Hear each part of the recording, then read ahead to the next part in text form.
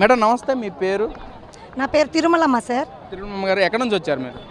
మేము పెనగలూరు మండలం నుంచి, నేను జెడ్పీహెచ్ఎస్ కట్టావారిపల్లిలో సోషల్ టీచర్గా వర్క్ చేస్తున్నాను సార్. ఏంటి, ఎప్పటి నుంచి ప్రిపేర్ అవుతున్నారు మీ మెగా డిఎస్సి కాబట్టి? మేము గత 5 సంవత్సరాలుగా నేను డిఎస్సికి ప్రిపేర్ అవుతున్నాను సార్. నేను గురుకులంలో వర్క్ చేసేదాన్ని. ఒక పక్క వర్క్ చేస్తూ అదే కంటెంట్ను కొంచెం 5 ఏళ్ళుగా నేను ఆ ప్రిపరేషన్లోనే ఉన్నాను సార్. ఈ రోజున ఏదైతే కుటుంబ ప్రభుత్వం చెప్పినట్లుగా మెగా డిఎస్సి అంటే రాగానే మొదటి సంతకం చేస్తున్నారు, అదే పద్ధతిలో మెగా డిఎస్సి 16,000 పోస్టులు రిలీజ్ చేశారు. అది మెగా డిఎస్సి కాదు, దగా డిఎస్సి అభ్యర్థులు ఆశల పట్ల నీళ్లు పోసింది కుటుంబ ప్రభుత్వ నాయకులు అని చెప్పి వైసీపీ నాయకులందరూ మాట్లాడుతున్నారు. మరి దాని మీద మీ ఒపీనియన్ ఏంటి, ఏం చెప్తారు అసలు? సార్ వాళ్ళ గవర్నమెంట్ ఉన్న 5 ఏళ్లలో ఒక్క డిఎస్సి కూడా ఇవ్వలేదు సార్. అనవసరపు మాట్లాడి టైం వేస్ట్ చేస్తున్నారు. 5 ఏళ్ళు కష్టపడితే కానీ మాకు ఈ డిఎస్సి రాలేదు. వచ్చి మెగా డిఎస్సి మీద మెగా డిఎస్సి కాదు, ఇది దగా డిఎస్సి అంటున్నారు. ఎలా ఇది దగా డిఎస్సి అవుతుంది సార్? ఇది ఖచ్చితంగా మెగా డిఎస్సినే. 16,347 మందికి ఉద్యోగాలు ఇచ్చినటువంటి చంద్రబాబు నాయుడు గారి గవర్నమెంట్ను తప్పులు పడుతున్నారా? వాళ్ళు ఇచ్చింటే మాట్లాడాలి. వాళ్ళు ఇవ్వకపోను, పైగా ఇంతమంది మనోభావాలను దెబ్బతీస్తున్నారు. చాలా మేము చదివి రాస్తే అన్ని కరెక్ట్గా పెట్టి చేశారు. గవర్నమెంట్ ఉద్యోగాలు ఊరికే రావు. పైగా ఆయన చాలా అనుభవజ్ఞుడు సీఎం సార్ గారు. ఆయన ఆషామాషిగా ఇవ్వరు. పారదర్శకతకు పెట్టింది పేరు చంద్రబాబు నాయుడు గారు. డిఎస్సి అంటేనే చంద్రబాబు నాయుడు గారు, చంద్రబాబు నాయుడు గారు అంటేనే డిఎస్సి. వెర్టికల్ రిజర్వేషన్ కానీ హార్జెంటల్ రిజర్వేషన్ కానీ అసలు ఏమీ అమలు పరచలేదు. అసలు రిజర్వేషన్ అంటే ఏమో తెలియలేదు, అసలు రిజర్వేషన్ ప్రక్రియ ఏమైనా సరిగ్గా అమలు పరచలేదని చెప్పి మాట్లాడుతున్నారు. మరి దాని మీద మీ ఒపీనియన్ ఏంటి? వాళ్ళకి తెలిస్తే మాట్లాడాలి సార్. చేసేవాళ్ళు మన కలెక్టర్గా పనిచేసిన వాళ్ళు కానీ శ్రీధర్ సార్ కానీ చాలా కరెక్ట్గా చేశారు సార్. వాళ్ళు ఒక దాంట్లో ఉండి తప్పుగా ఎవరూ చేయరు. ఊరికే నోటికి వచ్చినల్లా మాట్లాడడము, దాన్ని డైవర్ట్ చేయడము, సిబిఐకి వేస్తామనడము, ఇవన్నీ ఒట్టి మాటలు. ఇంతమంది ఉద్యోగాలు ఇచ్చారు కాబట్టి ఆయనను తప్పులు పట్టాలని చెప్పేసి ఇప్పుడు మమ్మల్ని అందరినీ రోడ్డుకి ఈడ్చి ఆడాల మగాల పిల్లల జల్లాల కుంటి వాళ్ళులే గుడ్డి వాళ్ళులే అందరినీ ఇలా రోడ్డు మీదకి సెకండ్ సాటర్డే అని కూడా లేకుండా ఇంత దూరానికి వాళ్ళు అన్న దానివల్ల మేము హట్ అయి బాధపడి ఎంతో చదివితే కానీ మాకు మెరిట్లో ఉద్యోగాలు వచ్చాయి. చదవకుండానే ఎలా వస్తాయి? డబ్బులున్న వాళ్ళమే మేమందరము. డబ్బులుంటే కానీ ఈ ఉద్యోగం కాదు, 1,16 ఉద్యోగాలు కొనుక్కుండే వాళ్ళం. ఈ డిఎస్సిని ఎందుకు కొనుక్కుంటాం చెప్పండి? ఎంతో చదివితే కానీ మాకు ఆ మెరిట్లో అలాగే సెలక్షన్ లిస్ట్లో పేరు వచ్చింది. దాని ప్రకారంగానే ఉద్యోగాలు వస్తాయి, ఇస్తారు. అంతేగాని డబ్బులు ఇచ్చారు ఏదో అలా రికమెండేషన్లు అలాంటివి గవర్నమెంట్ ఉద్యోగాలలో అస్సలు వర్తించవు. కాబట్టి ఇది ఖచ్చితంగా మెగా డిఎస్సినే. దగా డిఎస్సి అస్సలు కానే కాదు.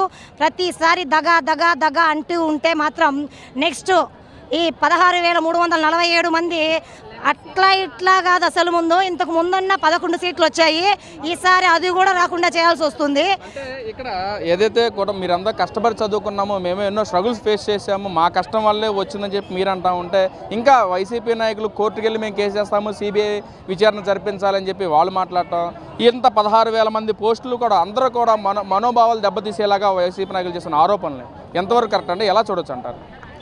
వాళ్ళు కావాలని రాజకీయం చేస్తున్నారు. రాజకీయాలకి డిఎస్సి వారిని రాబట్టడం అనేది కరెక్ట్ కానే కాదు సార్. మొదటి సంతకం ఆయన ఛాలెంజ్గా తీసుకొని లోకేష్ సార్ గారు ఇది ప్రిస్టేజ్ ఇష్యూగా తీసుకొని రాత్రింబగళ్ళు కష్టపడి చేశారు. దానికి అనుగుణంగా మేము కూడా డే అండ్ నైట్ అసలు ఫ్యామిలీలను పక్కన పెట్టి పిల్లలను పక్కన పెట్టి అక్షరం చదివితే ఏ బుక్లో ఏ బిట్ వస్తుందో కూడా తెలియదు. అంతా చదివినా దాంట్లో వస్తుందో రాదో తెలియదు. ఎన్నో బుక్కులు చదివి పెడితే కానీ లాస్ట్కు జాబులు వస్తే దీన్ని దగా అనడం ఎంత మటుకు కరెక్ట్ సార్? రాజకీయ లబ్ధి కోసం ఇలా చేస్తున్నారు. ప్రతి దానికి ఇలా చేయడం అనేది అసలు కరెక్ట్ కాదు. మానసిక వేదనలకు గురవుతున్నారు చాలామంది.